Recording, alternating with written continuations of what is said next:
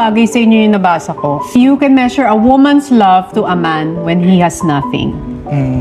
And you can measure a man's love to a woman when he has everything.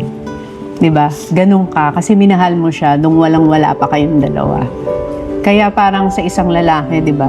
Yun yung klase ng babaeng i-value mo at saka aalagaan mo. Kasi hindi ka nito minahal dahil sa kung ano man yung naibigay mo sa kanya, kung anong meron ka.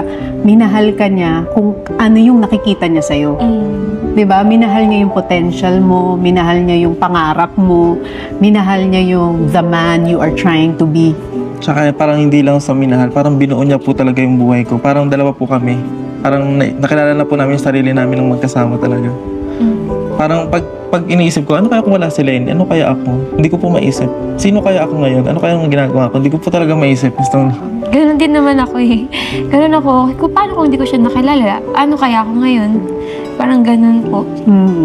Parang pinagtagpo siguro po talaga kami.